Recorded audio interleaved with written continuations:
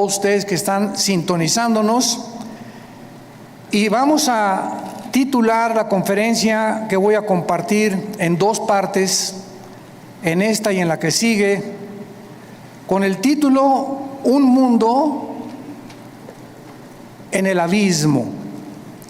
Un mundo en el abismo.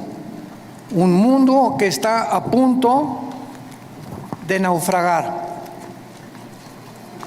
No cabe duda que en estos últimos días hemos visto acontecimientos que han sacudido a las naciones. Acabo de grabar un reportaje especial, los invito a que lo vean en nuestras páginas, redes sociales, titulado Afganistán, donde comparto por cerca de media hora, 35 minutos, lo que está sucediendo en Afganistán, pero más importante que eso, las repercusiones globales que se vienen como consecuencia de lo que acaba de suceder. Y ustedes pues ponen los medios masivos de comunicación, CNN, Fox News, NBC, etcétera, etcétera, y todos los periódicos y los medios de comunicación seculares o del mundo nos presentan una perspectiva geopolítica, económica, histórica, pero no bíblica. Y cuando nosotros nos damos cuenta que estos acontecimientos se están desarrollando, corroborando, confirmando que verdaderamente la Biblia es ahorita la luz del mundo, siempre lo ha sido, pero mientras más oscuro esté el mundo, más oportunidad tenemos nosotros de alumbrar.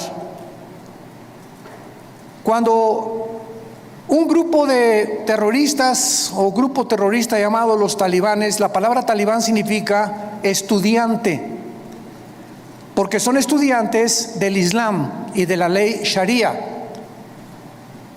Cuando comenzamos a recibir correos, están llegando ahorita, ¿verdad?, los aviones tratando de sacar, y las imágenes que vimos, cómo la gente se caía de las alas de los aviones cuando estaban tratando de sacar gente de Kabul, que es la capital de Afganistán.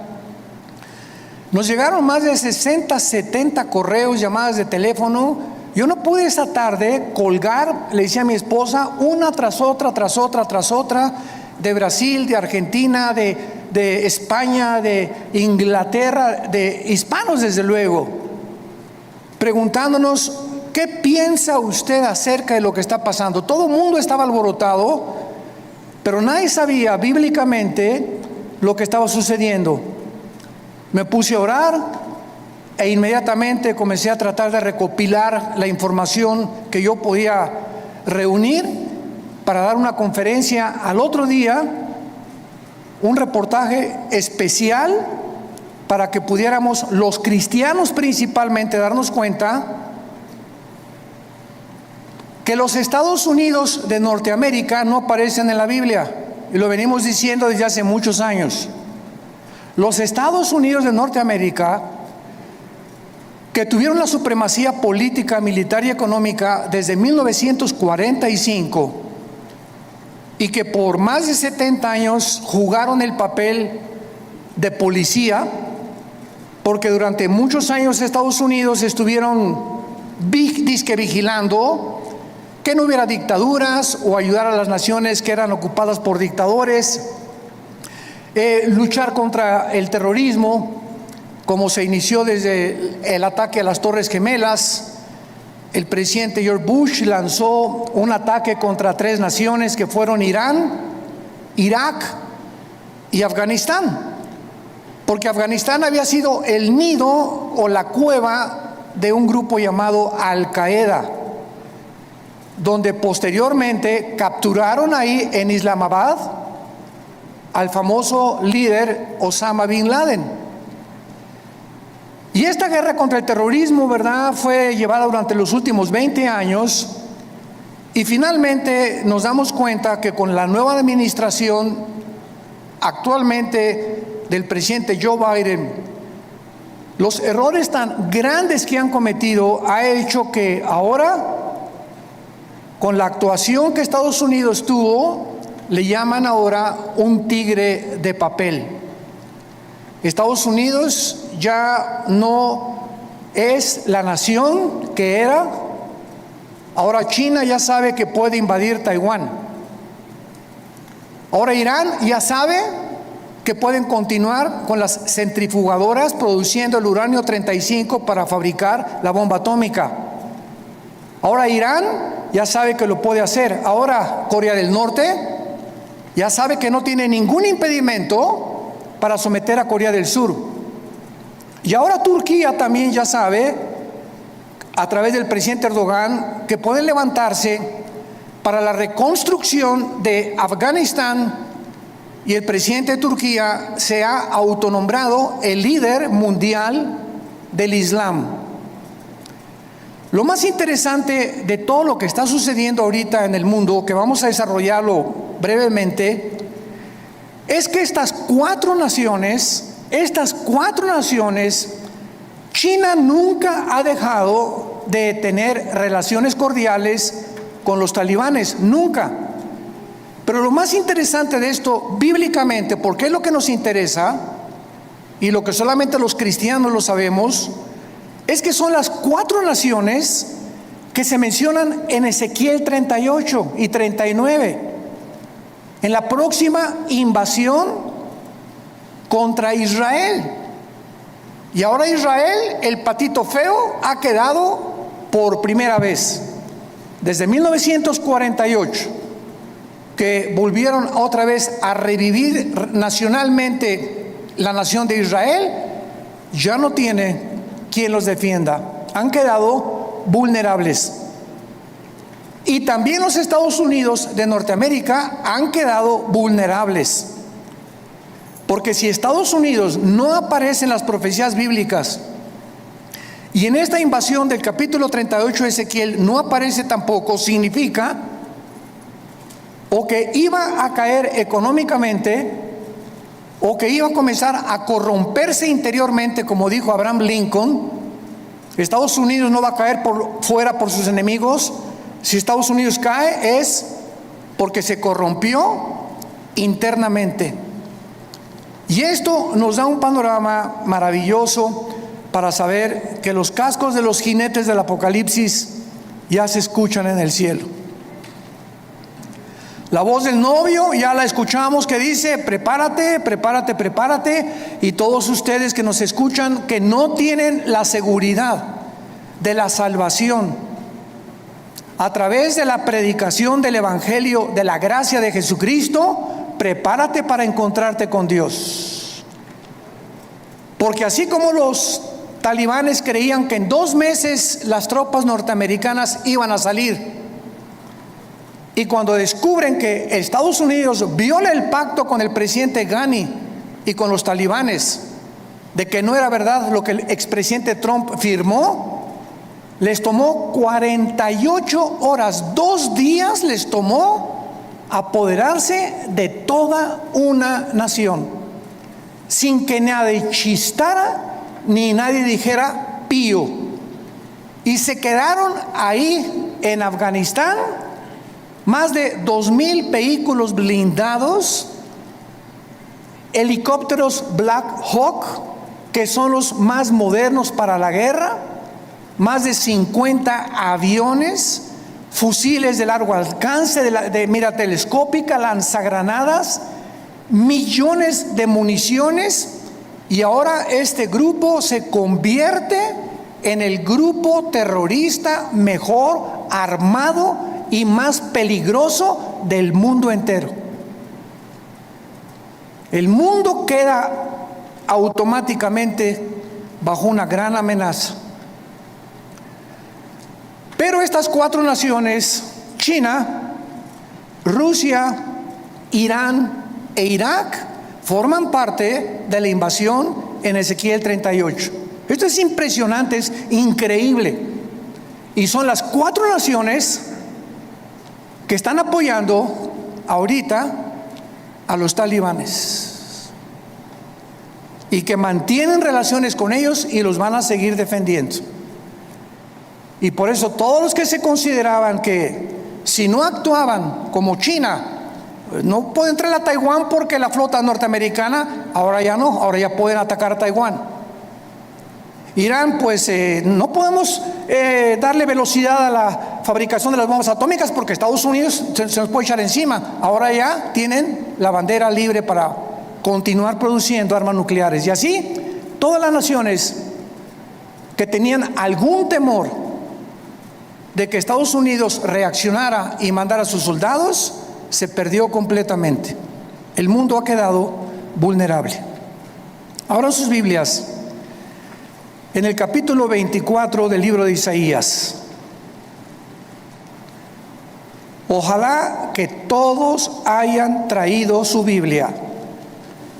En los tiempos que vivimos, si tú no tomas en serio a Dios y sigues viniendo a la iglesia sin la Biblia,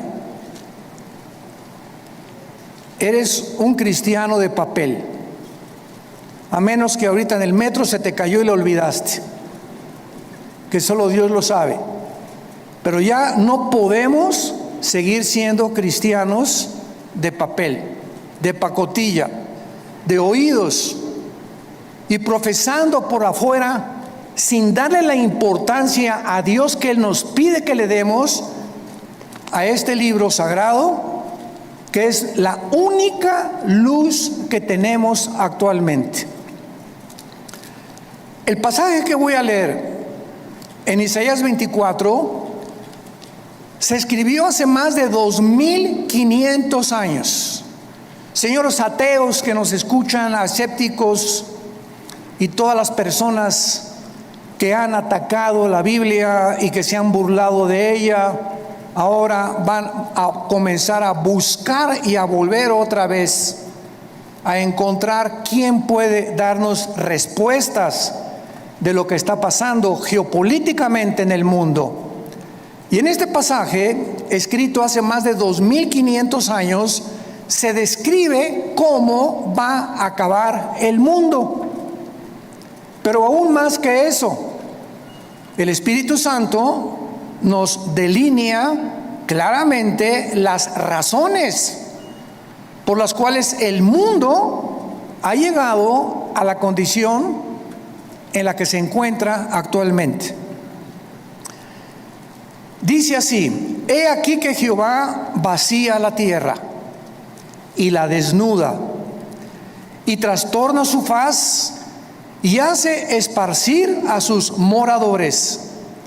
Y sucederá, así como al pueblo, también al sacerdote, como al siervo, así a su amo, como a la criada, a su ama, como al que compra, al que vende, como al que presta, al que toma prestado, como al que da al logro, así al que lo recibe. La tierra será enteramente vaciada, completamente saqueada, porque Jehová ha pronunciado esta palabra. Se destruyó, cayó la tierra, enfermó. Cayó el mundo, enfermaron los altos pueblos de la tierra, y la tierra se contaminó bajo sus moradores porque, número 1, traspasaron las leyes.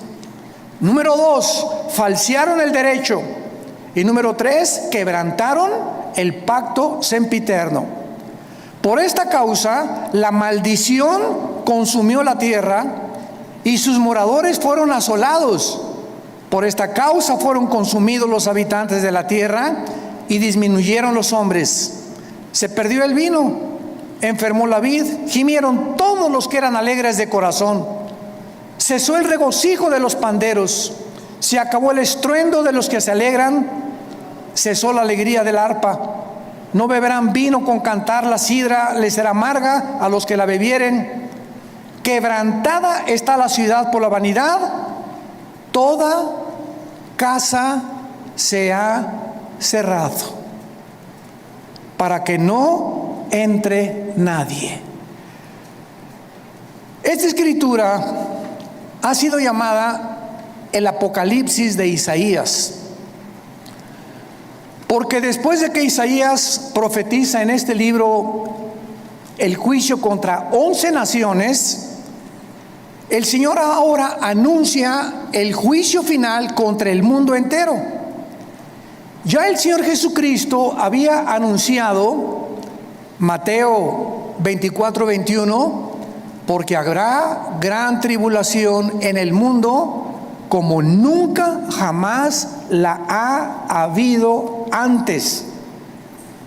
En Lucas 21 escribe estas palabras el evangelista Lucas, versículo 25: habrá señales en el sol, en la luna, en las estrellas, y en la tierra angustia de las gentes, confundidas a causa del bramido del mar y de las olas, desfalleciendo los hombres por el temor y la expectación de las cosas que sobrevendrán en la tierra, porque las potencias de los cielos serán conmovidas.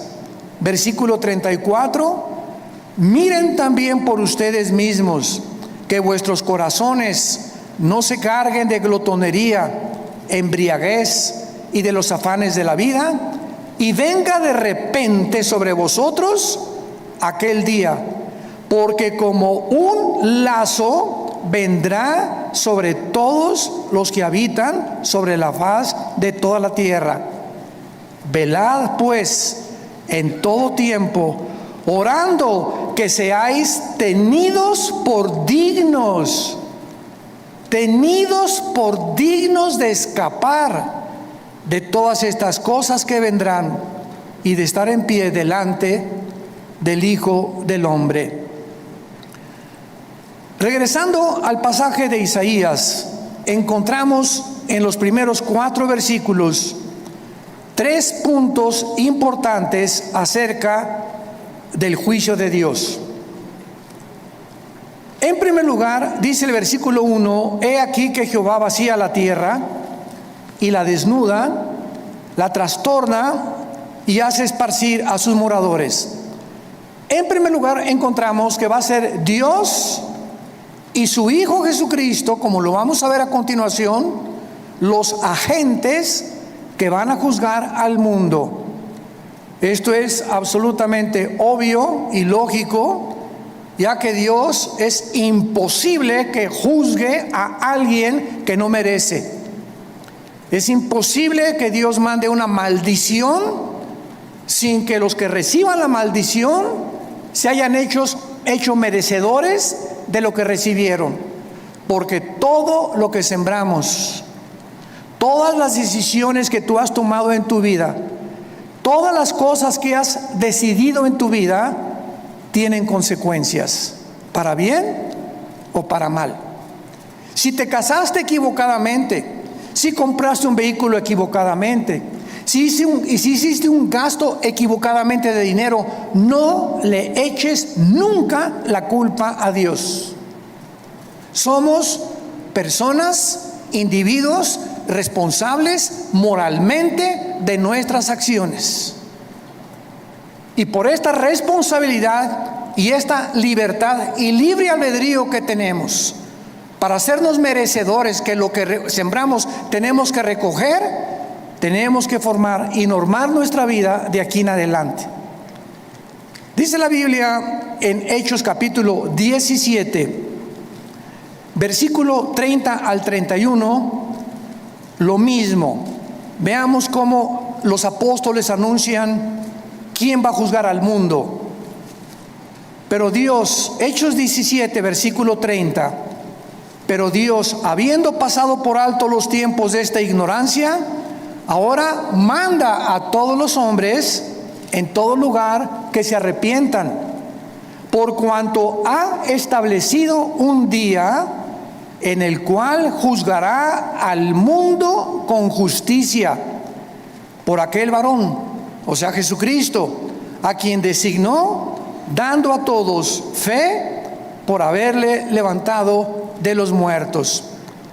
Y el apóstol Pablo, en su segunda carta a Timoteo, capítulo 4, versículo 1, le dice a Timoteo: te encarezco delante de Dios y del Señor Jesucristo, que juzgará a los vivos y a los muertos en su manifestación y en su reino.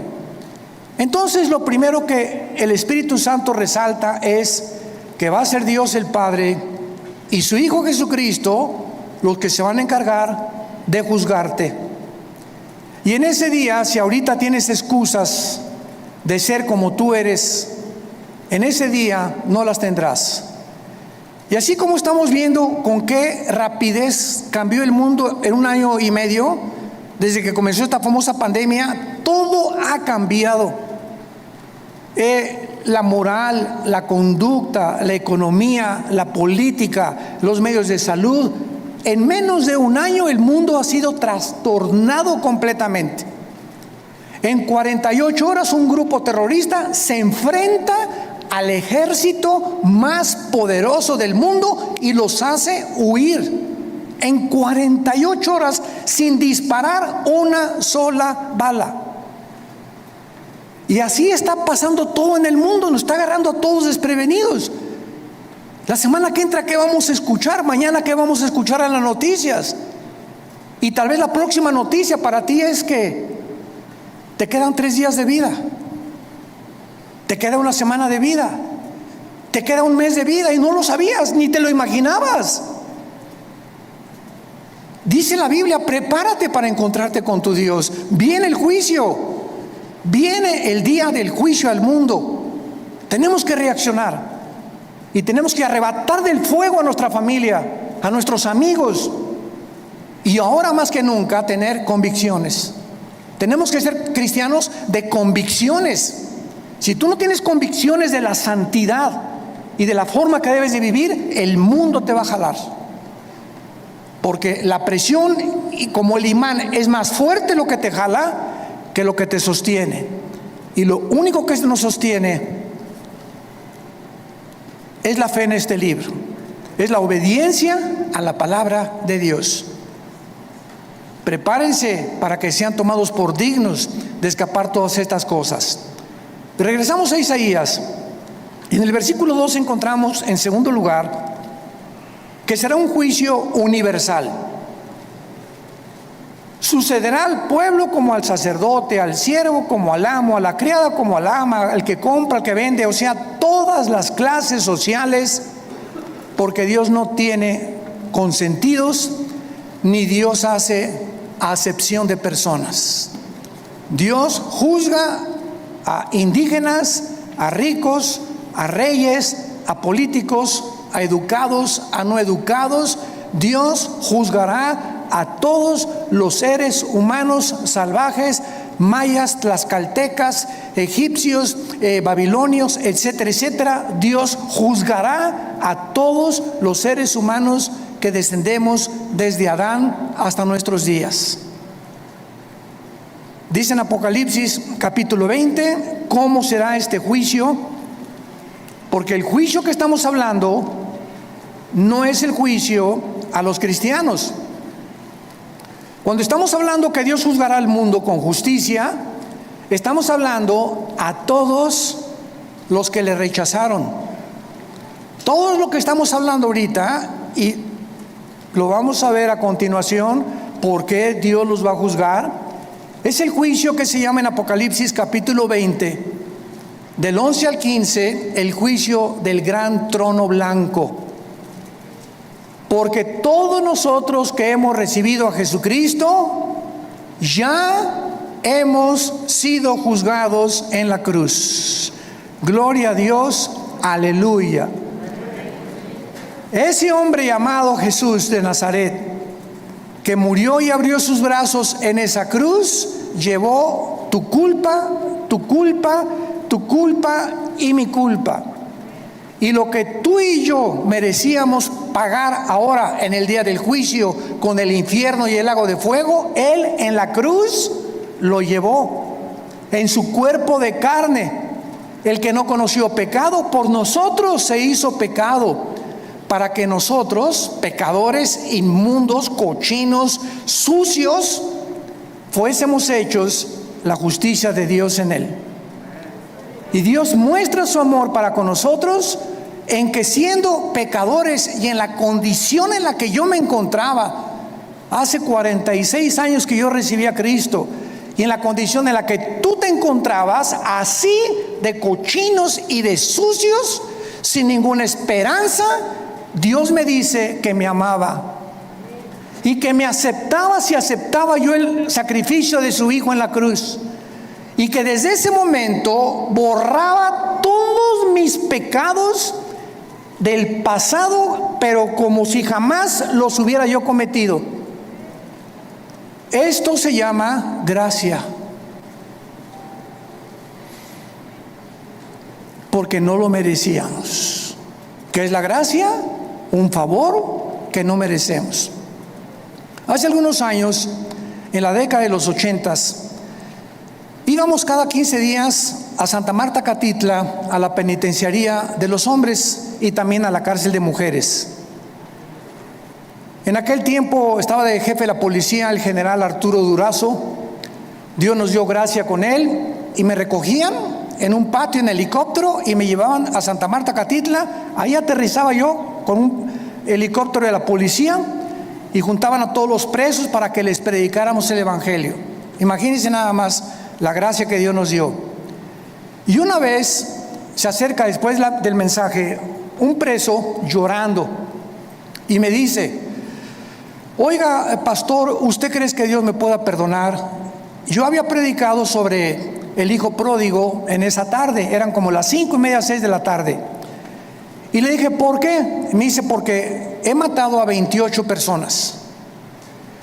Pero quiero decirle que estoy aquí en la cárcel no por las 27 asesinatos que cometí antes, sino porque me mandaron de un estado a la Ciudad de México a matar otro recadito que me encargaron, porque yo era matón a cuenta, y en el periférico saqué la 38 y maté a esa persona que me encargaron matar, y la policía me agarró, y estoy aquí por un crimen para pagar 15 años, pero yo debo 27 vidas más. ¿Y saben lo que le contesté? La sangre de Cristo perdona todos tus pecados. Él no lo podía creer. Quiere decir que si yo acepto a Cristo ahorita y lo reconozco como mi Salvador, todos esos crímenes no voy a pagar por ellos. Y le dije, amén. Y otro que estaba atrás dice, ay, sí, ¿verdad? Qué bueno, ahora sí de repente. Y le dije, porque es gracia. Esa es la gracia, ese es el mensaje del evangelio, de la gracia de Dios, que Dios te perdona siendo inmundo y pecador. Porque nadie merece irse al cielo, nadie merece el perdón. Dios nos lo da en su amor en la cruz. Esta palabra gracia no aparece en ninguna religión. En ninguna religión. Y hay cristianos que todavía no han entendido el significado de la palabra por gracia somos salvos por medio de la fe. Es la fe la que nos da la gracia de Dios. El creer lo que Él hizo en la cruz nos hace nos abre para que Dios tenga a favor de nosotros, se compadezca de nosotros y nos regale el amor de su Hijo Jesucristo. ¿Qué mensaje tan glorioso tenemos? Yo quiero decirte a ti que nos estás viendo por la televisión y ustedes están aquí presentes. Me puedes decir, yo he abortado 8 niños, llevo 3 divorcios, he matado, he adulterado, he hecho aquello. Si tú recibes a Cristo, Dios te perdona. Y en este día del juicio, tú no estarás presente, porque Él pagó por ti y por mí. Y por eso vivimos tan agradecidos, humillados, después de lo que Él hizo en nuestro lugar en esa cruz. Dice Apocalipsis 20, versículo 11, hablando del trono donde estarán todos los que rechazaron este regalo de Dios. Vi un gran trono blanco y al que estaba sentado en él, de delante del cual huyeron la tierra y el cielo, y ningún lugar se encontró para ellos. Esto nos habla que este juicio será después del milenio, porque los que estén en este juicio van a ver cómo desaparece la tierra y los cielos, y después de este juicio Dios hará nuevos cielos y nueva tierra. Entonces este juicio será hasta después de los 1000 años o del reino mesiánico, que Jesucristo le prometió a los profetas. Y dice el versículo 12 que Juan el apóstol que escribe esto, vi a los muertos, grandes y pequeños, de pie, y los libros fueron abiertos. Y otro libro fue abierto, el cual es el libro de la vida. Y fueron juzgados los muertos por las cosas que estaban escritas en los libros según sus obras. Vemos que Juan nos dice que cuando Dios abrió los libros, todos los seres humanos que estaban enfrente del trono de Dios estaban parados. No había nadie de rodillas, todos de pie. ¿Por qué? Porque en ese momento se acabó la misericordia. En ese momento ya no hay gracia. En ese momento ya no hay favor, ya no hay nada más que dictar la sentencia. La gracia, el favor, la misericordia están hoy que tú me escuchas delante de ti a través del mensaje del Evangelio de la gracia de Jesucristo. Pero si después de esta vida tú rechazas lo que te está Dios ofreciendo en este momento, se acabó, porque eres responsable. Somos sometidos a la ley de la responsabilidad individual, y cuando tú te mueras, te morirás en tus pecados, porque tú así lo decidiste. Como dijo un predicador hace algún tiempo, Dios no manda a nadie al infierno. Dios no manda a nadie al infierno, ellos se van solitos. Dios dio a su Hijo en la cruz, y si tú te condenas es porque tú escogiste pasar la eternidad lejos de Dios, porque en esta vida rechazaste a Dios y no lo quisiste, menos te gustará seguir con Él después de muerto. Los libros van a ser abiertos, todos tus pensamientos, todas tus palabras y todas tus acciones serán traídas delante de ti como en una película. Y observamos que Dios te va a juzgar por las obras. Qué irónico, ¿verdad? La salvación es por gracia sin las obras, pero el juicio será por las obras, por lo que tú hiciste. Y ahora, por lo que nosotros hicimos, Dios nos perdona, pero el día del juicio no lo vas a soportar. Y en tercer lugar, regresamos a Isaías 24, dice el versículo 3 y 4, que este juicio devastará completamente el mundo. La tierra será vaciada, versículo 3, Isaías 24, completamente saqueada. Jehová ha pronunciado esta palabra: la tierra se destruyó, enfermó, cayó el mundo, blasfemaron los altos pueblos de la tierra, y la tierra se contaminó bajo sus moradores, porque traspasaron las leyes, falsearon el derecho y quebrantaron el pacto sempiterno. Estas características del versículo 4 ya las podemos ver. ¿En qué planeta estamos tú y yo viviendo? En un planeta donde el aire ya está contaminado. Las frutas, las cosechas, la agricultura, los campos están contaminados. El mar inmensamente contaminado. La comida contaminada. Todo a nuestro alrededor es un mundo contaminado. Y lo más interesante que vamos a descubrir a continuación es que ahorita las naciones, el efecto global y el clima, están luchando las naciones por mejorar el clima, sin que los líderes de las naciones se den cuenta, porque hay un velo en sus mentes que no pueden entender la realidad de lo que nos rodea.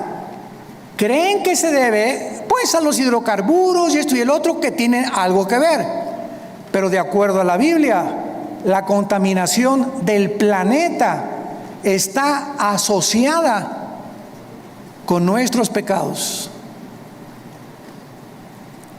Mientras más inmoralidad hay en el mundo Y mientras más maldad hay en el mundo, la tierra sufre igualmente que nosotros. Y esto lo podemos ver claramente, para confirmarlo, cuando Dios creó el paraíso o el huerto del Edén, donde todo era perfecto. ¿Se acuerdan?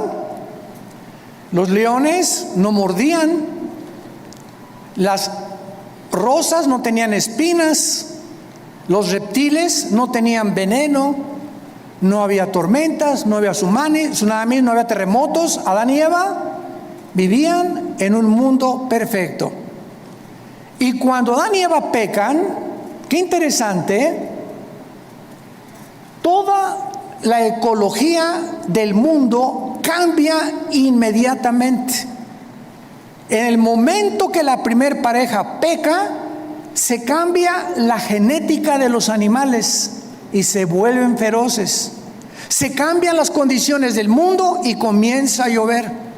Se cambia la condición de las plantas y comienzan a sacar espinas.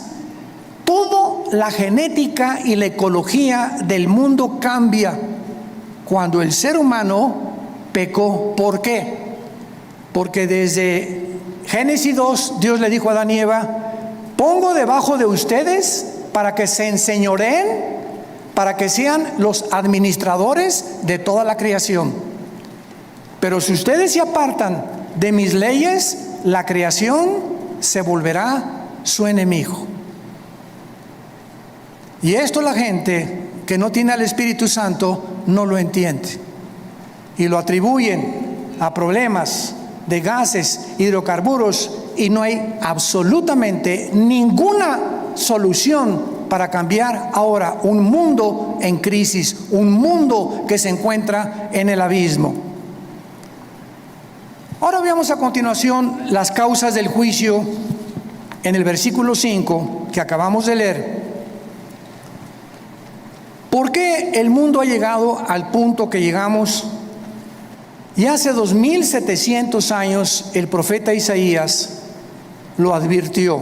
Número 1, la tierra se contaminó bajo sus moradores porque, en primer lugar, falsearon las leyes o falsearon el derecho. Esta palabra es Torah en el hebreo, si te interesa ponerlo, cuando dice falsearon las leyes, falsearon los mandamientos de Dios. Y esto es importante porque la Biblia nos muestra claramente que la contaminación, repito, afecta al ser humano, y la iniquidad y la maldad y la inmoralidad de los habitantes del mundo es tan grande el pecado, que la naturaleza se vuelve contra nosotros. Veamos otros ejemplos de esto en el libro de Job, capítulo 36. Job, capítulo 36, versículo 33. El trueno declara su indignación.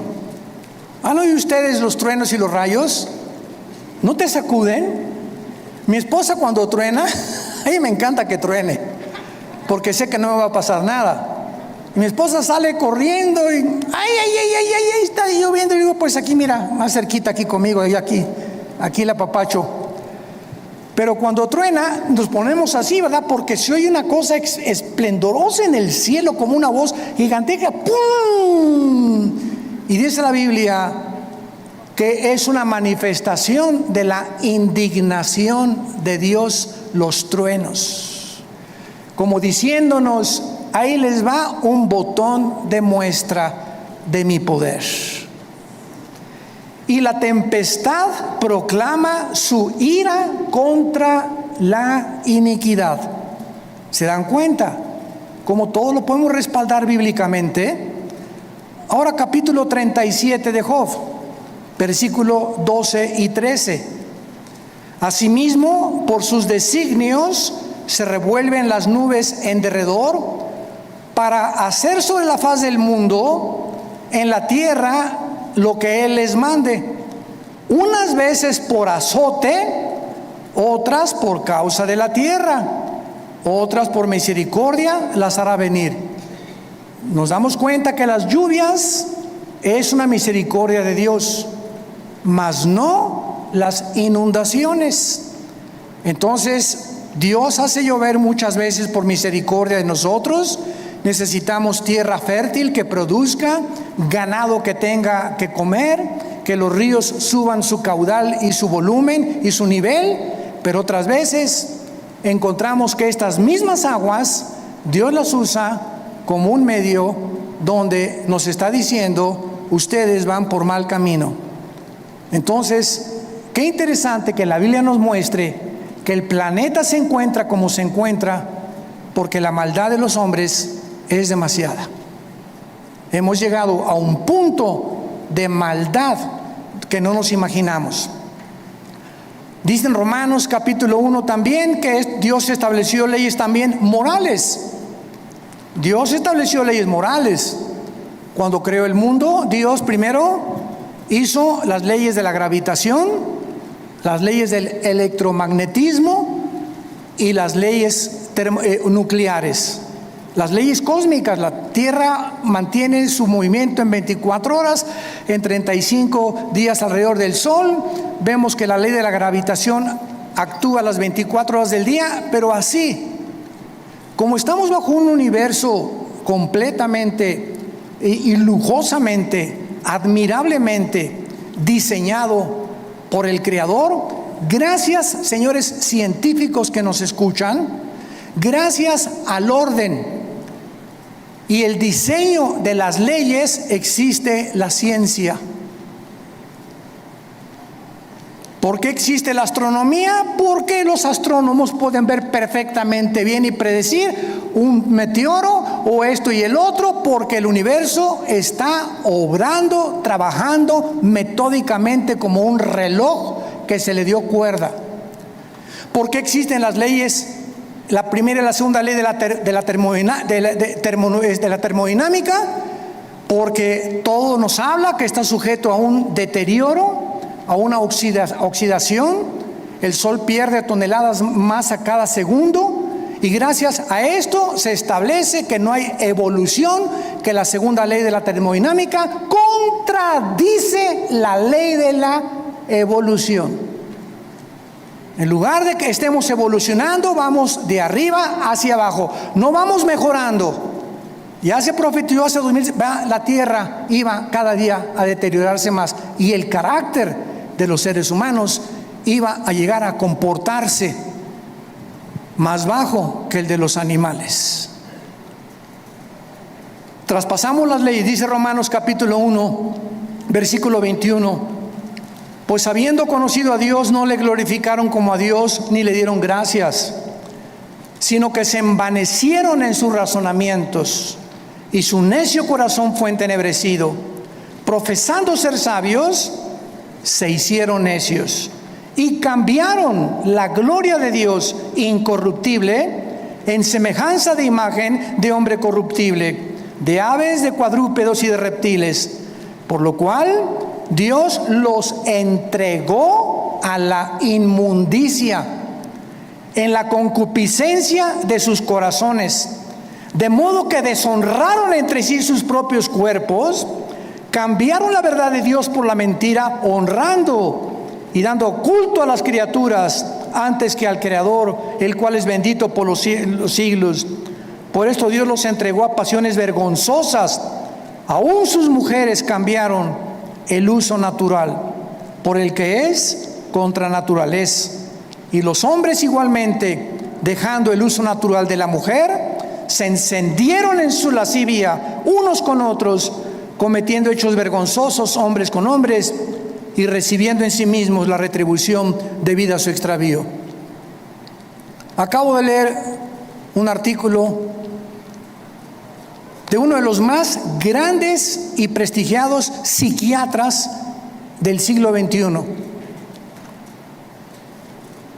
aseverando la siguiente declaración: el 70% de las personas transgénero se quitan la vida.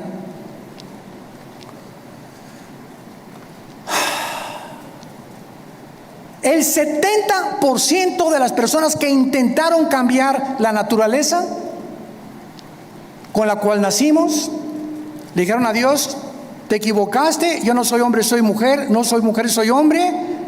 Finalmente, cuando hacen la operación y la cirugía para cambiarse el sexo, en su alma son como Dios los creó. Y comienza una lucha interna: ¿soy o no soy? ¿O qué soy?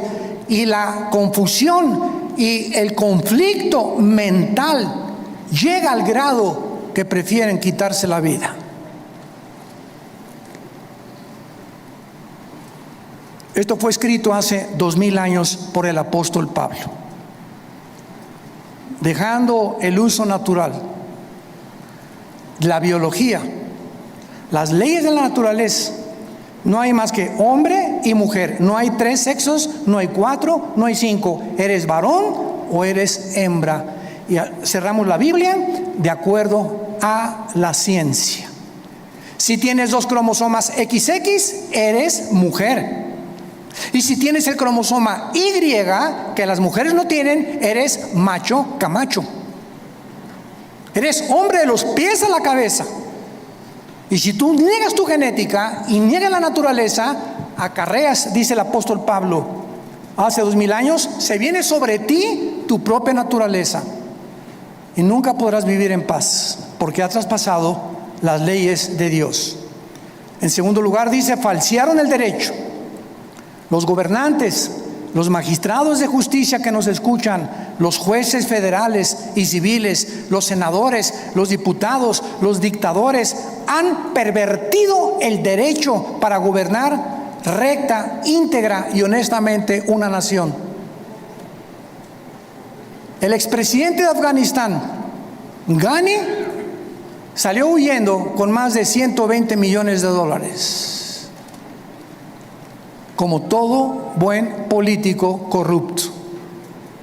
Y si vemos una gangrena, un veneno que está ahorita en las naciones, es precisamente ese, la corrupción.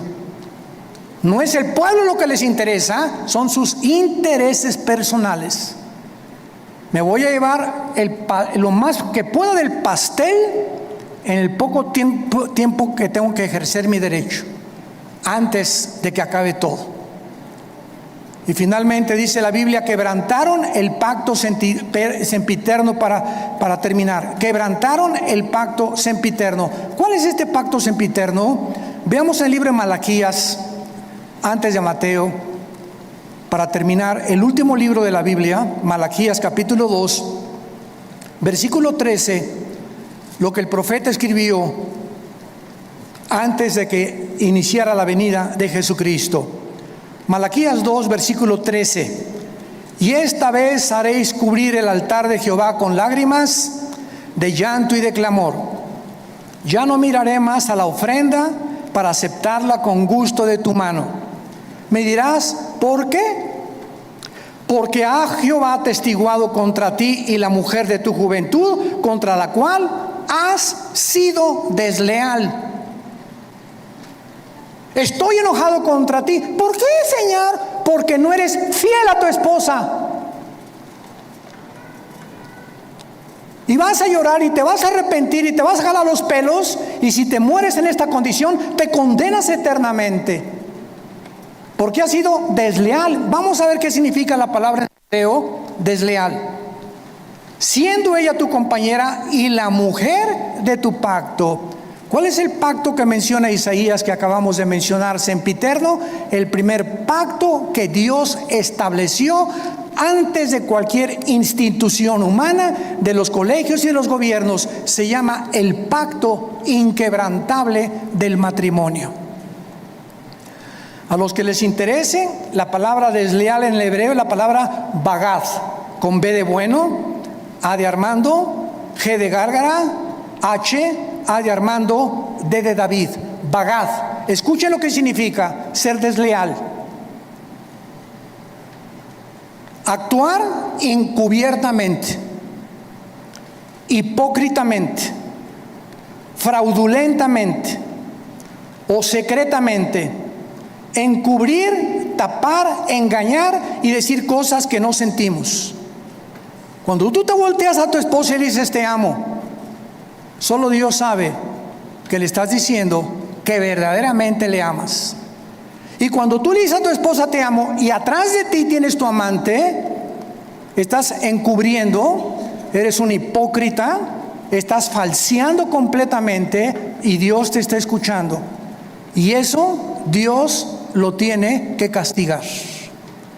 Dios tiene que juzgar la deslealtad, la hipocresía que podamos tener en el matrimonio. Por eso tenemos estos seminarios cada año con 300, 250 parejas, para que en esos 3 días regresemos a la Biblia, nos arrepintamos, hay una renovación de votos el último día junto a la playa, una cena de gala. Y ahí podemos descubrir que, Dios mío, es que yo sentí que ya no la amaba, pero viene el Espíritu Santo y nos da algo sobrenatural que ya habíamos perdido, porque le estamos diciendo a Dios: yo quiero mantener y llegar hasta el fin con mi gordita y con mi gordito, porque de otra manera me estoy engañando. No puedo irme con un amante ni creer que hay una mujer que me satisfaga, que la mujer y la madre que tú me diste para mis hijos. El mundo está enfermo, tenemos que reaccionar, y en esta tarde les pido a todos ustedes que se arrepientan de sus pecados. Si hay alguna área en la que el Espíritu Santo te ha hablado, arrepiéntete hoy, porque por esta puerta no entraste en esta mañana por coincidencia. Dios te ama, Dios te ama, Dios te ama, y Él no quiere que salgas por esta puerta como entraste esta mañana. Tú no sabes si ahorita te atropella un coche, no sabes si te da un ataque al corazón, no sabes si te da una embolia cerebral mañana, o si pasado mañana el doctor te dice: las placas no mienten, don Pancho, usted tiene cáncer y tiene 3 meses para vivir. Dios quiere que tú vengas a la cruz a perdonar tus pecados y a que arregles tus cuentas de una vez por todas con su Hijo Jesucristo. Oremos. Te damos gracias, Señor, por tu palabra, porque de tal manera nos amas que nos has dado a tu Hijo Jesucristo, para que cualquiera, sin acepción de personas, que crea en Él, no se pierda, mas tenga la vida eterna. Mas Dios muestra su amor para con nosotros en que, siendo aún pecadores, Cristo murió por nosotros. Mas Él herido fue por nuestras rebeliones, molido por nuestros pecados. El castigo de nuestra paz fue sobre Él, y por sus llagas hemos sido nosotros curados. Él, que no conoció pecado, por nosotros se hizo pecado, para que nosotros fuésemos hechos la justicia de Dios en Él. ¿Qué tengo que hacer?, me preguntarás en esta mañana, para arreglar mis cuentas para siempre con Dios. La Biblia dice: arrepiéntete. ¿Qué significa arrepentirse? Reconocer que has pecado contra Dios y que no puedes seguir viviendo igual. En segundo lugar, que no tienes el poder para cambiar, porque solo Dios te lo puede dar mediante la fe en su Hijo. En segundo lugar, creer que Cristo en la cruz pagó con su sangre por tus pecados. Y en tercer lugar, que a los 3 días resucitó de los muertos para traer una esperanza eterna, inmarcesible, que nos está aguardando en el cielo el día que nosotros resucitemos. Dile pues: Señor, te pido perdón por mi vida, lávame con tu sangre preciosa. Te recibo, Jesucristo, en mi corazón como mi Señor y mi Salvador, y te doy las gracias por tan grande amor. Amén. Gracias a Dios por este libro. Es la única, escucha lo que voy a decir, es la única luz. No hay otra luz en el mundo. De los billones de volúmenes de literatura que hay, no hay otra luz. No hay otro mapa, no hay otro Waze, no hay otro GPS, no hay otra guía que nos pueda guiar por un camino seguro. Tu callado nos confirmará y el bien y la misericordia nos seguirá todos los días de su vida. Todos ustedes de aquí para allá que en esta mañana hicieron esta oración, levanten su mano. Ustedes que están sintonizando esta conferencia a través del internet, las redes sociales, y nos encontramos con la tercera conferencia titulada La iglesia no atravesará la tribulación. Esta es la tercera conferencia. Pueden ustedes conseguir las otras dos o oírlas en Facebook o en la página de Vía Nueva para el Mundo, etcétera, etcétera. La iglesia no atravesará la tribulación. Una de las doctrinas más importantes de la Biblia es el rapto de la iglesia, o se conoce también como el arrebatamiento de la iglesia. Les pido que abran sus Biblias en la primera carta a los Tesalonicenses, capítulo 4. Esta doctrina que está escrita en la Biblia comenzó a ser predicada a mitades del siglo XX, desgraciadamente, porque Dios nos coloca el futuro como en un lienzo,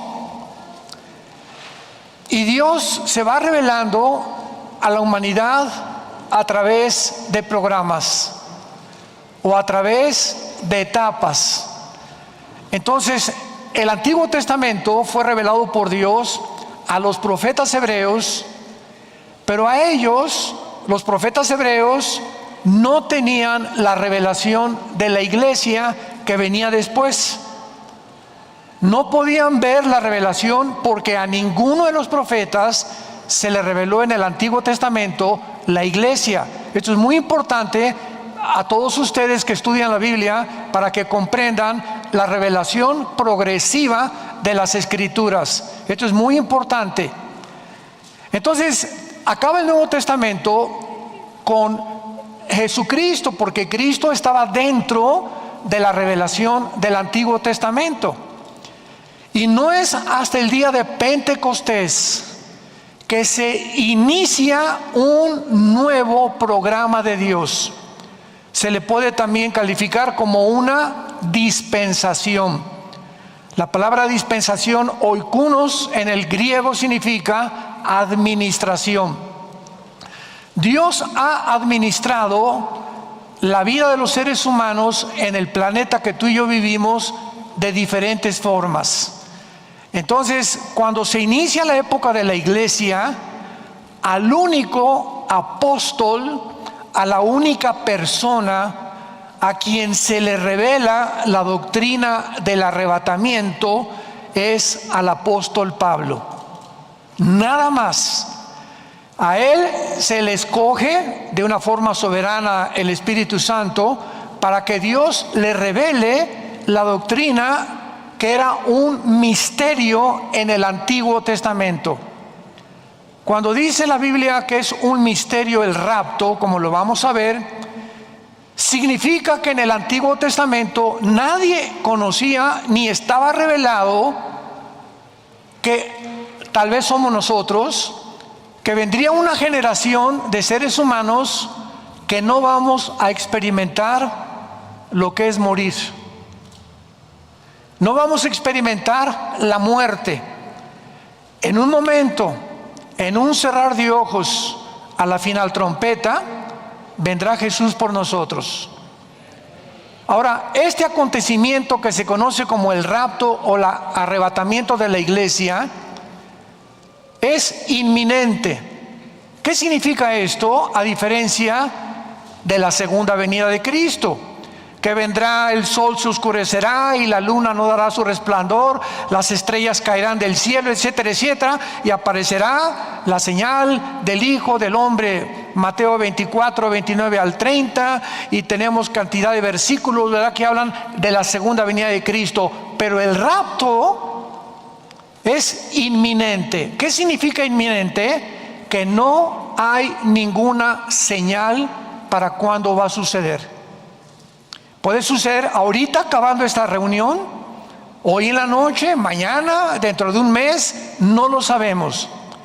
Lo único que sabemos a ciencia cierta y de una forma indubitable e inequívoca es que nos encontramos en el tiempo del rapto. ¿No se emocionan? Lo que les estoy diciendo puede ser este año, puede ser el año que entra, no sé, pero nos encontramos en el tiempo en el que las profecías han convergido, bíblicas, de tal manera que podemos deducir, podemos discernir que nos encontramos en el tiempo del arrebatamiento de la iglesia. ¿Y por qué les digo esto? ¿O qué bases podríamos tener para haber hecho esta aseveración o esta declaración? Muy simple. Era imposible que antes que se descubrieran los chips y las computadoras o el internet, pudiera una generación de personas imaginarse que un solo hombre podría controlar al mundo entero a través de la economía.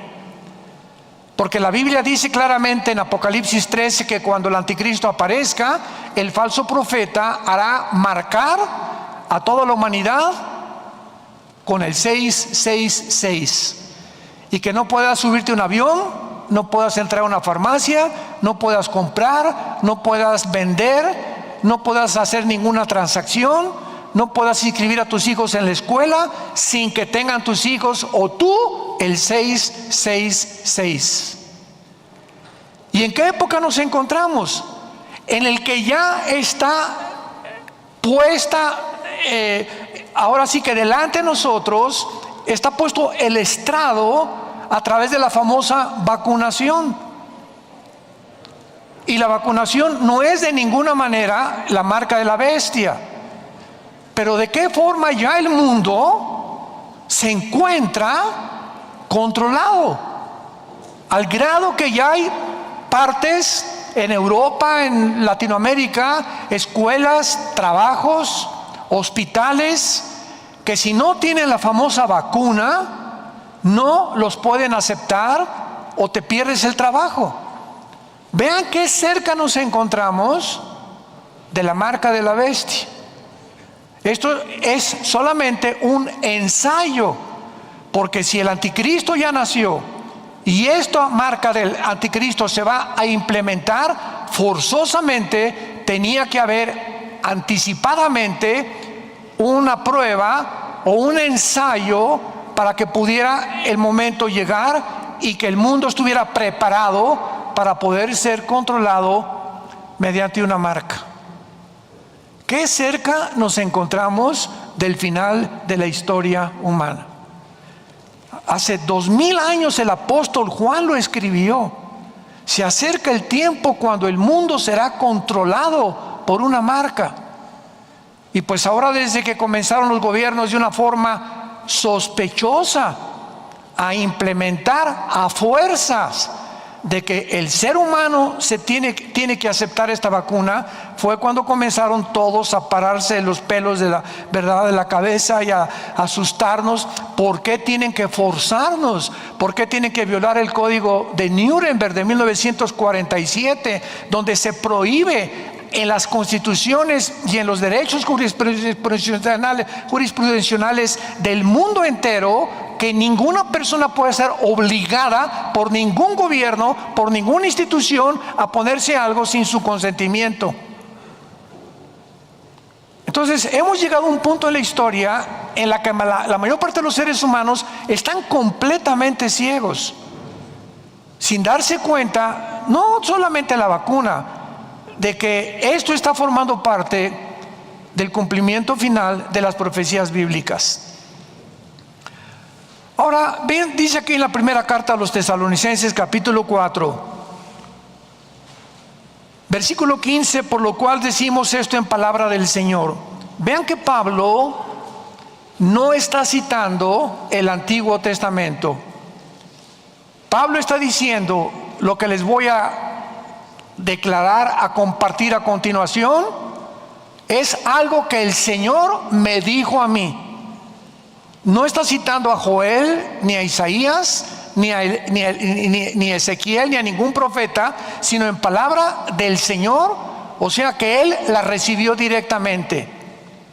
Que nosotros que vivimos, que habremos quedado hasta la venida del Señor, no precederemos a los que durmieron, porque el Señor mismo, con voz de mando, con voz de arcángel y con trompeta de Dios, descenderá del cielo, y los muertos en Cristo resucitarán primero. O sea que, me detengo, si el rapto viene hoy en la tarde, o dentro de los próximos 5 minutos, o mañana, todas las personas que murieron, pon mucha atención, desde Pentecostés hasta nuestros días, no los muertos del Antiguo Testamento, porque vamos a ver claramente que la iglesia es una entidad diferente al Antiguo Testamento.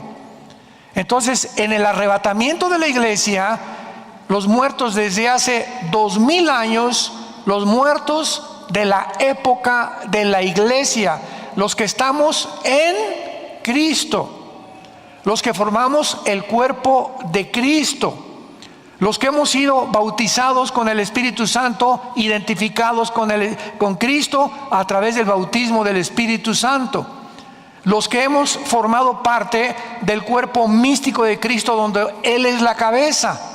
Esta es la iglesia. Esto no existía en el Antiguo Testamento. Entonces, todos estos muertos, tus parientes que murieron hace un año en Cristo, ayer, antier, la semana pasada, ellos se van a adelantar a nosotros y van a resucitar, a salir de sus tumbas para reunirse con Cristo en el aire. Y después de que ellos resuciten, nosotros, continuemos leyendo, versículo 17, luego nosotros, los que vivimos, los que hayamos quedado, seremos arrebatados. Apunta esta palabra en el griego en tu Biblia. La palabra arrebatados es la palabra griega arpazo, con Z, como suena arpazo, como el arpazo de un león o como el arpazo de una bestia que agarra a su presa y se la lleva a la boca. Significa ser quitado de en medio súbitamente. Esto lo significa la palabra arrebatado, arpazo.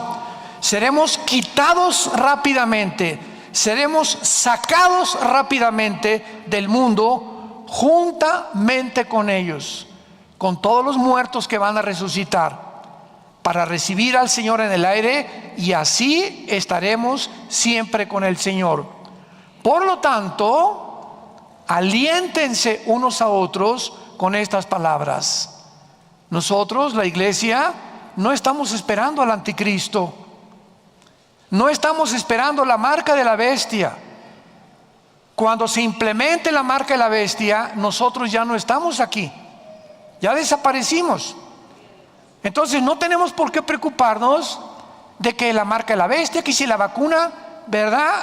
No nos interesa en lo absoluto, porque cuando seamos sacados aquí del mundo, entonces los que se queden serán millones de personas que venían a las iglesias, como tal vez tú o tú que vienen cada domingo, pero que sin embargo sus vidas nunca fueron revolucionadas, cambiadas.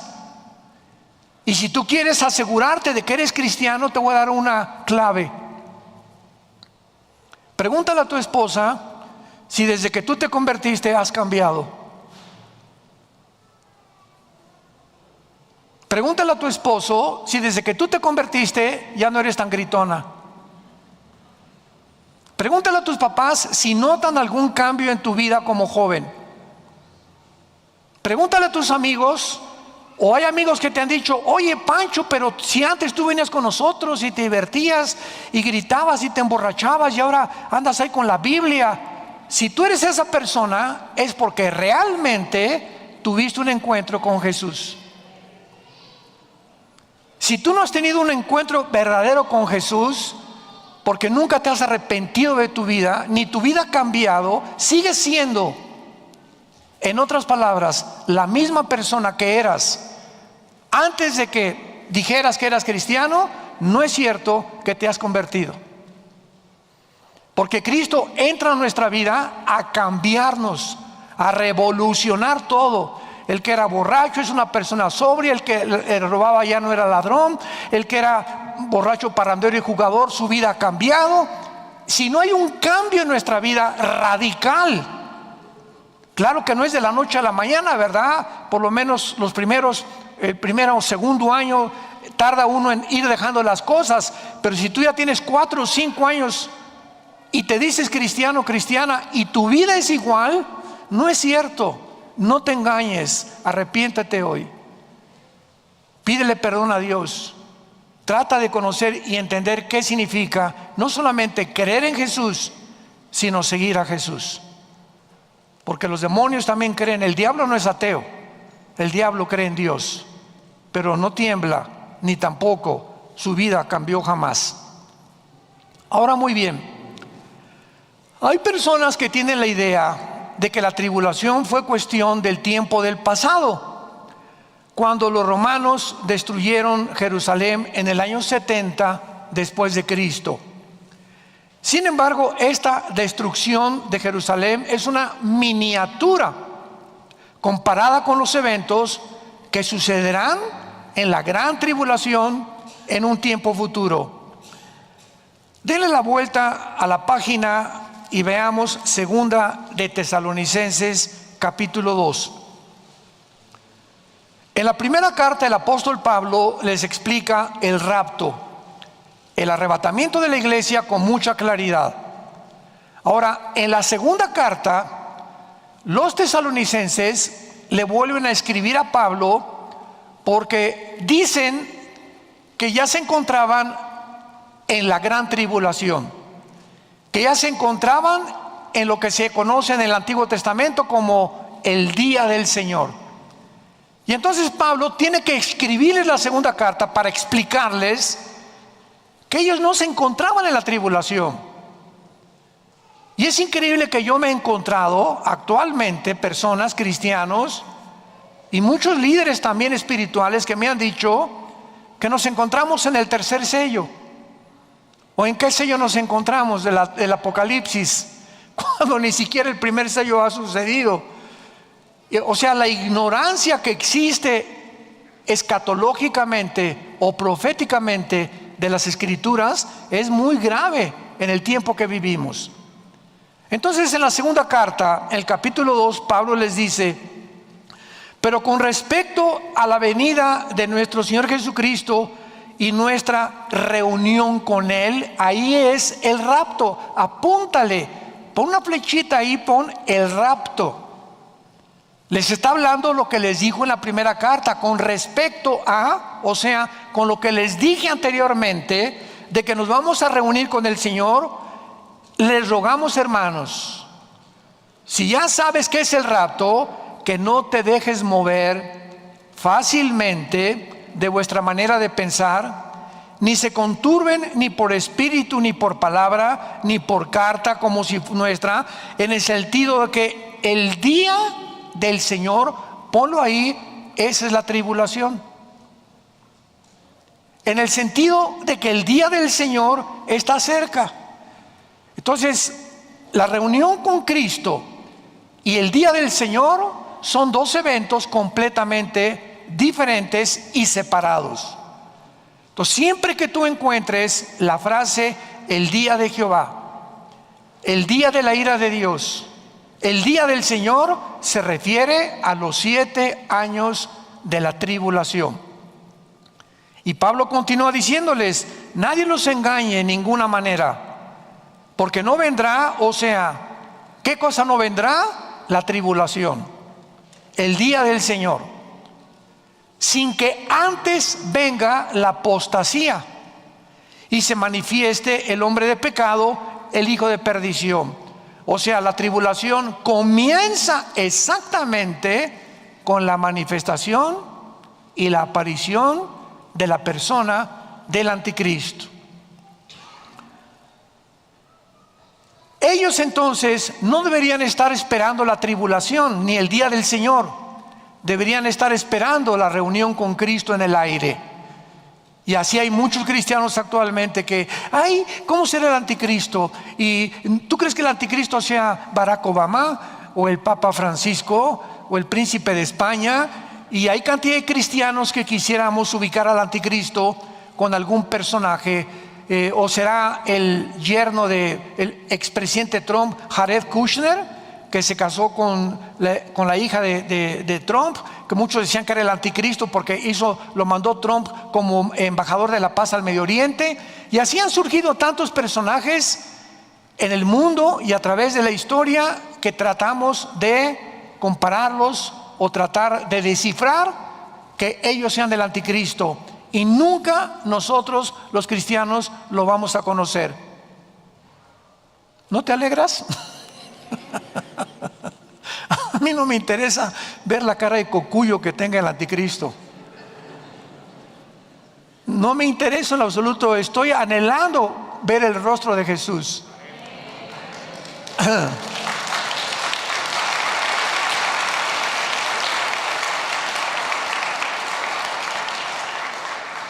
Y además, este pasaje que estamos leyendo nos revela también que el día del Señor no vendrá o no podrá suceder hasta que sea quitado de en medio lo que está deteniendo la manifestación del anticristo. Versículo 5: ¿no se acuerdan cuando yo estaba todavía con ustedes que les decía esto?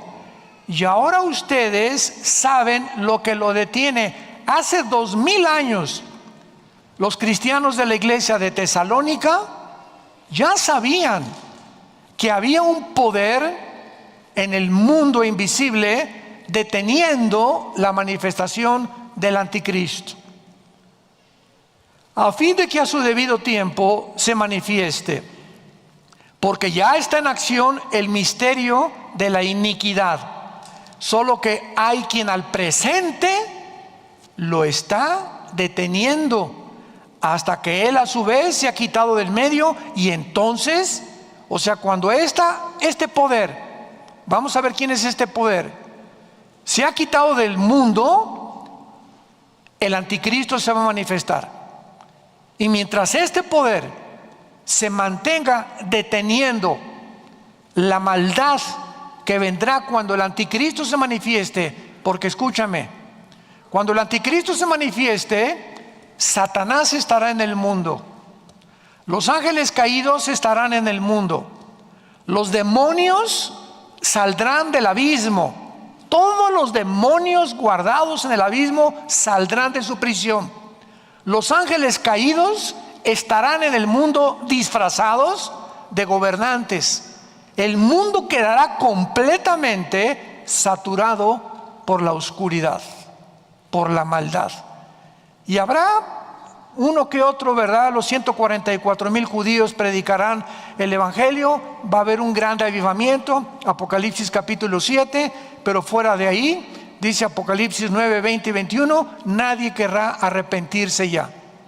A pesar de el mundo se va a encontrar, la dureza del corazón humano ha llegado a un punto donde nadie quiere ya arrepentirse de sus pecados. Muy bien, ahora veamos a continuación algo que es también muy importante, que es en el Antiguo Testamento. Vayamos a el capítulo 13 del libro de Isaías, Isaías capítulo 13. ¿De qué forma la Biblia nos muestra el día del Señor o la tribulación a través del profeta Isaías en el capítulo 13? Y todos los versículos del Nuevo Testamento del día del Señor, de la tribulación, son exactamente iguales a los que se nos presentan en este libro de Isaías, capítulo 13.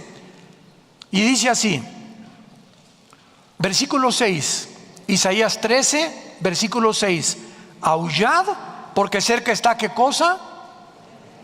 Recuerda, siempre que en el Antiguo Testamento, siempre, sin excepciones, encuentres la frase el día de Jehová, el día del Señor, el día de la ira, aquel día se refiere a los 7 años de la tribulación. Porque está cerca el día de Jehová, vendrá como asolamiento del Todopoderoso. Versículo 9. He aquí el día de Jehová viene, terrible y de indignación, y ardor de ira para convertir la tierra en soledad y raer de ella sus pecadores. Por lo cual las estrellas de los cielos y sus luceros no darán su luz, y el sol se oscurecerá al nacer, y la luna no dará su resplandor. Y castigaré al mundo por su maldad, a los impíos por su iniquidad, y haré que cese la arrogancia de los soberbios, y abatiré la altivez de los fuertes. Qué interesante que el pecado que se asocia con el día de Jehová sea la soberbia humana, la soberbia, la altivez del ser humano. Ahora que estuvimos el mes pasado en la Riviera Maya con los casi 340 matrimonios, nos acompañaron de todas partes del mundo. No sé cuántos de ustedes fueron a este seminario. Fueron de casi todo Centroamérica, Sudamérica, Estados Unidos, Canadá. Venían de Madrid, venían de Inglaterra, venían de Francia, del mundo entero. Claro que la mayoría de habla hispana que viven en el mundo entero. Es un seminario internacional, fue bendecido como no se imaginan grandemente por Dios. Pero cuando estábamos hablando en la primera conferencia que di el jueves, les hablé sobre el transhumanismo y el matrimonio. El transhumanismo, la robotización y la inteligencia artificial son los 3 proyectos que la tecnología moderna está tratando de implementar o desarrollar para poder, sígueme con cuidado, crear un nuevo ser humano. Detrás de toda la tecnología que estás viendo ahorita de YouTube y de la inteligencia artificial y la robotización y de la Agenda 2030 y de la Agenda Global y del nuevo orden económico mundial, todas estas frases que te acabo de mencionar son lobos de la misma loma. Todos se refieren a lo mismo, la creación de un nuevo hombre. Pero para que esta nueva civilización, vean ustedes el endiosamiento a lo que hemos llegado. Castigaré la soberbia. Nos hemos creído dioses, pero ¿saben cuál es el trasfondo de esto? ¿Por qué están tratando de llevar a la humanidad a una nueva etapa evolutiva? Porque creen que venimos de los animales. Y como desde hace más de un siglo se ha enseñado que venimos de los animales, pues podemos seguir evolucionando. Y la inteligencia artificial a través de algoritmos van a poder tratar de meter chips para que ya no tenga celos, envidias, odio. Imagínate nada más transformarnos en casi robots y tratar de eliminar, porque lo único que se considera un obstáculo para que podamos llegar a este punto, lo único que se considera un obstáculo es la familia. La familia con los valores judeo-cristianos de hace más de 2000 años. No puede haber la familia para el nuevo orden mundial, porque la familia, tú en tu familia le soy leal a mi esposa y le soy leal a mis hijos, pero no está en este nuevo orden mundial. Nuestra lealtad tiene que ser al Estado y no a la familia. El único obstáculo que tienen es los valores y los códigos y el sistema que tenemos judeo-cristianos. Se tiene que implementar un nuevo código de valores morales donde se permita matrimonios gays, la ideología de género, el aborto, la eutanasia, destruir todo lo que la Biblia enseña. El ataque es contra la Biblia y los valores que hace más de 2000 años gobiernan al ser humano. No existe un código de conducta de moral más sublime que, gracias a esto, viendo la igualdad femenina en el mundo, los derechos humanos, las democracias parlamentarias y la libertad de la esclavitud, como los 10 mandamientos.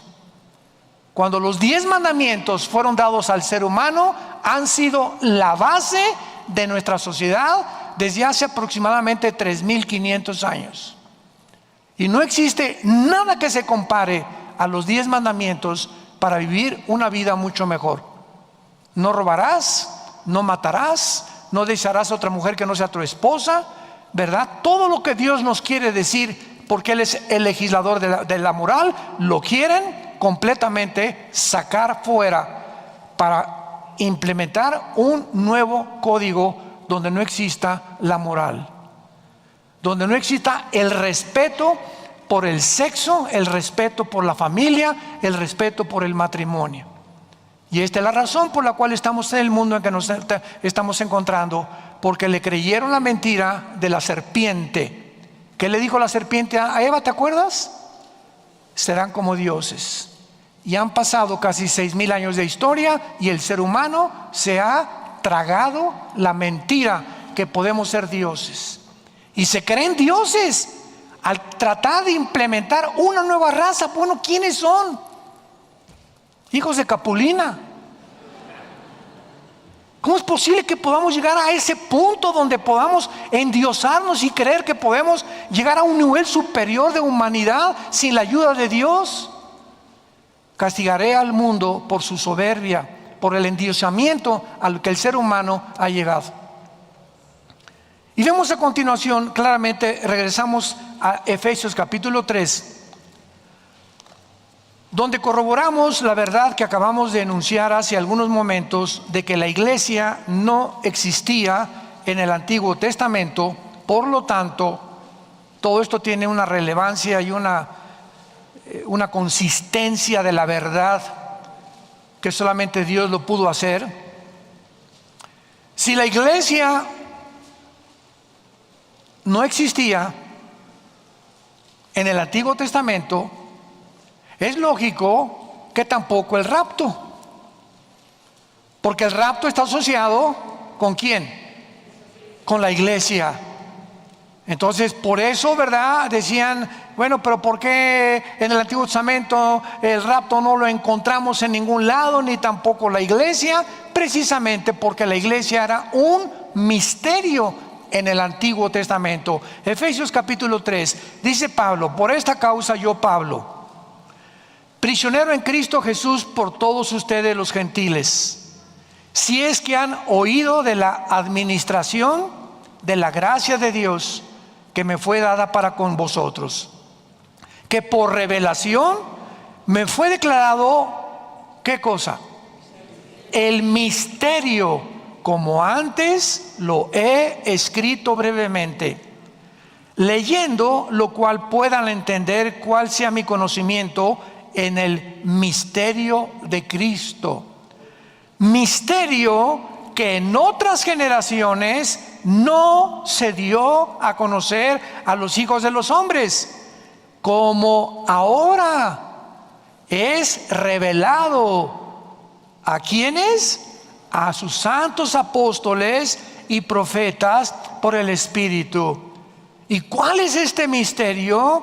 Que los gentiles, o sea, los que no son judíos en el Antiguo Testamento, o los que eran en el Antiguo Testamento, son coherederos y miembros del mismo cuerpo y copartícipes de la promesa en Cristo Jesús por medio del Evangelio. En otras palabras, cuando comienza la iglesia, ya no hay judíos, ya no hay griegos, ya no hay mexicanos, guatemaltecos, hondureños, españoles, rusos. Ahora todos los seres humanos, no importa la etnia ni la civilización de la cual provengas, ni cuál sea tu color de piel, ni cuál sea haya sido la religión de tus padres, cualquiera ahora en el mundo entero que reciba al Mesías prometido como su Señor y como su Salvador, forma parte de un cuerpo que es el cuerpo de Jesucristo. Este cuerpo de Jesucristo se llama la iglesia, donde tú y yo pertenecemos, y no es el cemento ni el edificio. Somos nosotros, donde 2 o 3 nos reunamos. Esa es la iglesia.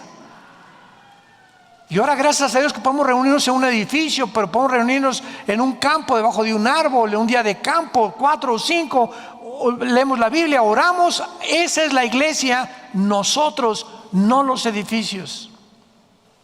Yo recuerdo antes de que fuera cristiano lo que nos enseñaron a todos. Yo quería ser cura a los 13 años. Mi hermano y yo fuimos lasallistas. Aprendí latín en aquel tiempo los monaguillos, así nos llamaban. Teníamos que ayudar al cura cuando levantaba el cáliz y contestarle en latín y saber en latín lo que él estuviera diciendo para que no dijéramos groserías. Tremenda la cosa. Y después ya quitan el latín, etcétera, etcétera. Pero cuando entrábamos a la iglesia, me acuerdo que mi abuelita nos llevaba, y afuera estábamos gritando y todo, y se abría la puerta y entramos a la iglesia. Incienso, olías, nadie, todas las señoras tapadas, etcétera, etcétera, y un silencio, ¿verdad? Y un respeto. Y saliendo de la iglesia, ¡viva Pancho Villa! Porque nos enseñaron que ahí, al entrar, estaba Dios, que era el recinto de Dios, y que mientras estabas ahí no podía haber ninguna cosa, ¿verdad?, que alterara a Dios. Y fuera de la iglesia no estaba Dios, pero ahí, al entrar al edificio, y le llamaban templo. Por eso qué tristeza que haya muchos cristianos que digan el domingo: vamos al templo. El templo eres tú y el templo soy yo, porque ahora somos la habitación, el templo del Espíritu de Dios dentro de nosotros. Y lo que está deteniendo al anticristo y que se manifieste la maldad, como se va a manifestar, somos tú y soy yo, la iglesia, que somos la morada del Espíritu de Dios. Dice Mateo 5, 6 al 8: ustedes son la sal de la tierra. Nada más conceptualiza estas simples y profundas palabras. Se nos compara con la sal. ¿Por qué somos los cristianos la sal del mundo? Porque la sal la usas para prevenir la corrupción de la carne. Nosotros no estamos para impedir que la maldad se propague, estamos impidiendo que se propague de la manera como podría propagarse en tu casa, en tu trabajo, en tu escuela, si tú no das testimonio de quién es Jesús.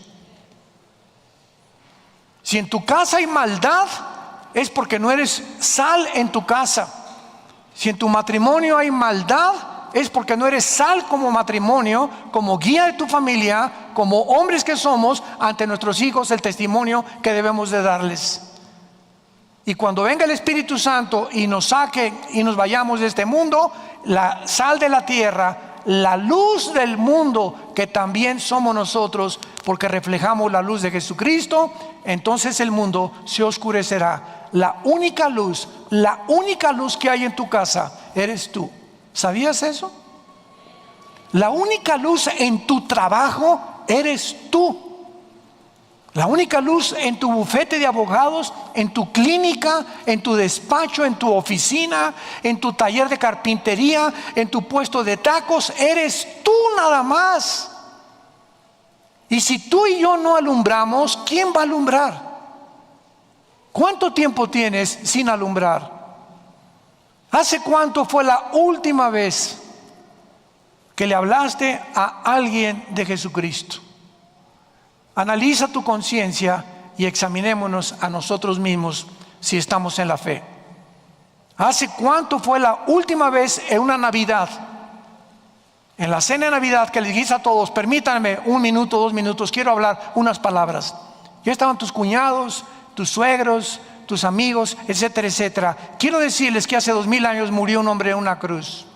Su nombre es Jesucristo. Y nunca digas, el pastor dijo. No, la Biblia dice, siempre citen la Biblia. No citen a ningún hombre. La Biblia dice que si ustedes en esta noche que estamos recordando la muerte de el nacimiento de ese hombre, que es más importante su muerte en la cruz, Dios perdona tus pecados. ¿No quisieran muchos de ustedes en esta noche invitar a Cristo a sus vidas como Señor y como Salvador, y arrepentirse de sus vidas y comenzar ahora desde el 24 de diciembre una nueva vida? Si tú no haces esto en estas oportunidades que tenemos, es porque el Espíritu Santo no mora en ti. Porque no nos ha dado espíritu de temor, sino de valor y dominio propio. ¿Qué es lo que nos hace enfrentarnos a la familia y al mundo entero, y a toda tu oficina, y a todo tu hospital, y a todo tu consultorio, y a todas tus amistades? Enfrentar e ir en contra de la corriente que ellos llevan, el poder del Espíritu Santo. Para eso se nos dio el Espíritu Santo, Hechos 1:6. Porque Dios sabe que por naturaleza no somos valientes, somos cobardes todos, hipócritas, con la mentalidad de rebaño. No queremos contradecir a lo que dice la familia, ni a lo que dice la familia. Usted ya cambiaste de religión. Y no, yo no me cambié de religión. He aceptado a Cristo como mi Señor y Salvador. Cristo no es ninguna religión, mamacita, perdóname. Compadre, perdóneme. Es muy grande tu ignorancia. Pero si no tenemos este valor de ser arrojados con denuedo, apasionados por la verdad, es una mentira nuestro cristianismo. Y llegó la hora en la que Dios va a probar esa verdad en tu vida y en mi vida. Vas a tener oportunidades como tú no te imaginas, escucha lo que estoy diciendo, de hablarle a alguien de Cristo. Y si no lo haces, examina tu corazón y pregúntate por qué. Porque no tienes el valor de enfrentar a tu familia, a tus amistades, a tus conocidos, a tus vecinos, porque el valor que el Espíritu Santo nos da no mora dentro de ti. Y finalmente, por eso dice que 1 Corintios 15:51, dice Pablo, he aquí los digo un misterio, porque el rapto era un misterio en otras épocas. Primera de Tesalonicenses 4:13-18, por lo cual decimos esto en palabra del Señor. No estaba citando ningún pasaje del Antiguo Testamento. Colosenses 1:26 y 27, el misterio que había estado oculto desde los siglos y edades, que es Cristo en vosotros, la esperanza de gloria. Todos estos misterios estaban ocultos porque la iglesia no había sido todavía descubierta ni manifestada al mundo. Podemos concluir que Israel es algo completamente diferente a la iglesia. Dios tiene un plan con Israel que acabará con ellos en la tribulación, en la semana 70 de Daniel. Las profecías de los últimos tiempos de Israel terminan en la tribulación. Las profecías de los últimos tiempos de nosotros terminan en el rapto de la iglesia. Y las profecías de nosotros se están acabando. Las de la iglesia han llegado al final. Siguen las profecías del Antiguo Testamento que se cumplirán cuando ya no estemos nosotros aquí. ¿Estás tú preparado para encontrarte con tu Señor? ¿Tienes conciencia profunda en tu vida que tenemos una sola vida? Y que cuando muramos inmediatamente puedes morir hoy de un ataque al corazón, una embolia cerebral, o de tantas cosas que hay por ahí, ¿verdad?, que están amenazando la vida de los seres humanos. En el momento en que tú partas de este mundo, se acabaron tus oportunidades y te enfrentarás al juicio de Dios, donde le dirás a Dios: Señor, en la Navidad del 2021 tuve vergüenza de hablar de ti, porque estaba mi cuñado con cara de toro. Dios te preguntará en el día, si tú mueres mañana, dentro de un mes, o el día que Dios tengas la cita con el destino que todos tenemos, ¿qué hiciste con Cristo? ¿A cuántas almas en el tiempo que tienes de cristiano que te di yo, a cuántas almas, a cuántas personas les hablaste de mí? De lo que yo hice por ti en esa cruz. ¿A cuántas personas les pudiste realmente decir que era necesario que se arrepintieran de sus vidas? Que viene un día del juicio, el juicio viene, el juicio viene, el juicio viene. Y después del juicio no queda más que una eternidad en el infierno o en el cielo. He aquí les pongo la bendición, dice el Señor. Si ustedes hacen y me siguen y obedecen mis mandamientos, tendrán ustedes la bendición. Y les pongo también la maldición. Quiero que sepas que hay una maldición. Si tú no sigues a Jesús, hay una maldición. ¿Qué significa esto? Que no vas a poder encontrar la razón ni el propósito de tu existencia en esta vida. Y que por eso viviste siempre frustrado, fracasado. Llegaste a ser cantante, político, gobernante, gran arquitecto, grande ingeniero, grande abogado. No importa la cúspide que hayas elevado o a donde hayas llegado. Cuando tú llegues a lo que tú crees que es la felicidad, te vas a encontrar más vacío que nunca, más amargado o más frustrada que nunca, porque de esta agua volverán a tener sed, dijo Jesucristo. El mundo no tiene nada que ofrecernos más que tristezas, miserias, desilusiones, amarguras de espíritu. Pero yo vengo para que tengas vida y para que la tengas en abundancia. No quisieran muchos de ustedes que nos ven también a través de los medios de la tecnología moderna, de la televisión, invitar a Cristo en esta mañana, hoy que tu corazón ha sido tocado por el poder de la palabra de Dios.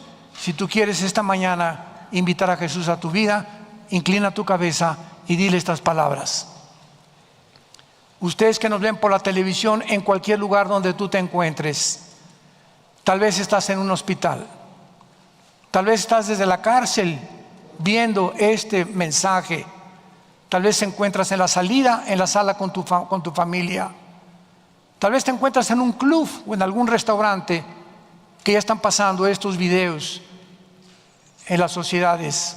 Gracias a Dios. Donde quiera que tú estés, dile: Señor mío y Dios mío, te pido perdón por mis pecados.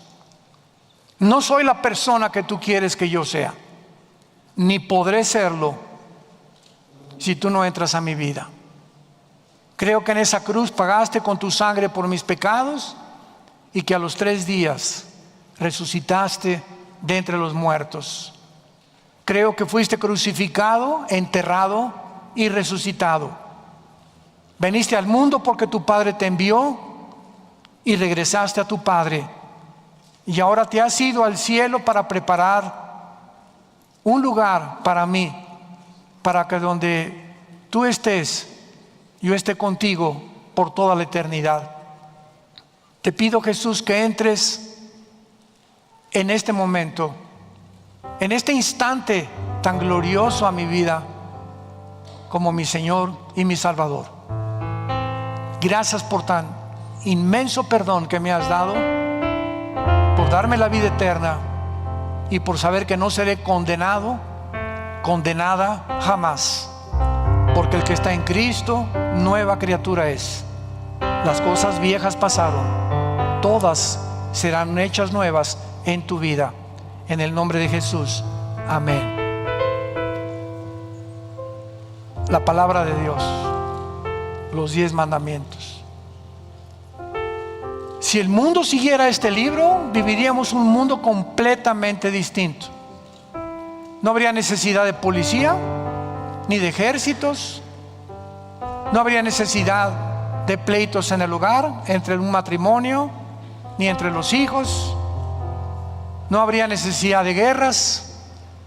No habría necesidad que camináramos en la calle a cualquier momento sin amenazar que vamos a ser robados o asaltados o asesinados, si el hombre siguiera los mandamientos del Señor. Es el código moral más grande que Dios nos ha dejado, en el cual haríamos bien en estar atentos como una antorcha que alumbra hasta que el día sea perfecto. En esta columna de aquí, alguna persona en esta mañana invitó a Cristo a su vida.